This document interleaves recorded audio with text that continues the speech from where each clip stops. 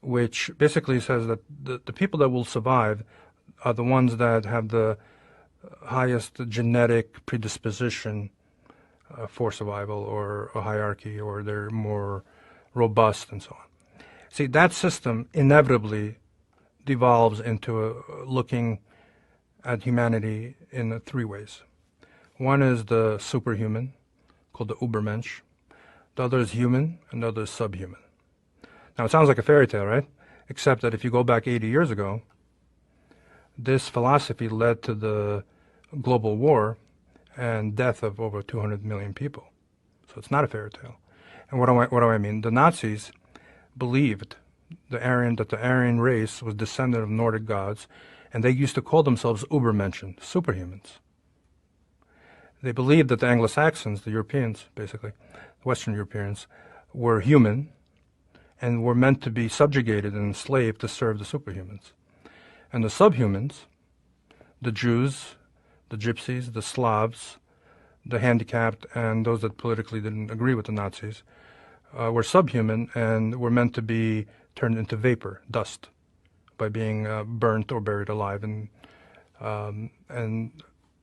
murdered. 40 of them were my family. So this way of looking at humanity exists, and it didn't go away after World War II. It just went to sleep. It's resurfaced now, but it's not anti-Semitic, to be honest. It's a completely different way of delineating who is superhuman and who is not. There's a group of people that really believe in their own superiority, that believe that they have a higher level of consciousness, that they've evolved to a state of enlightenment that enables them to dictate to others or to the world how many people should be in the world, how long you should live, and other details. For example, in 2015, Bill Gates, in a TED lecture, so going back to, so Bill Gates makes an announcement that the world population needs to be reduced. He has his calculations and global warming, whatever his calculations are. So let me ask you a question. What kind of human being feels that he has the right to make a statement like that? Well, a sociopath. And someone who feels that he is God or godlike.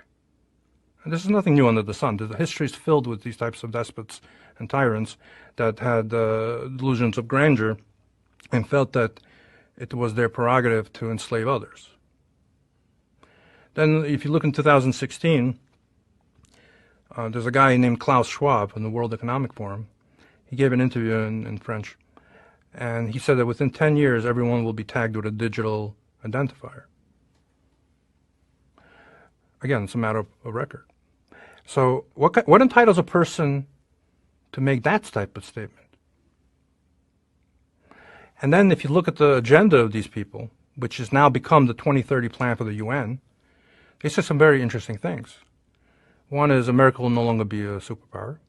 Number two, this is my favorite, you will own nothing and you will be happy. What kind of person feels entitled to dictate such a policy? You will own nothing, you will be happy. Because they will own everything. And everyone else will be equally miserable or dead. Or another one is you won't eat meat except on special occasions. I mean, the type of detail of micromanagement of our lives to take away our free choice that they're planning actively, and these are policies set into motion already, is not a conspiracy theory. It's a conspiracy. It's not a theory because it's happening. It is true. And all you need to do, listen, it's not a theory if you didn't do your due diligence and didn't look into the facts. Okay? It's out there. The information is there. There is a conspiracy. There's a conspiracy to restructure.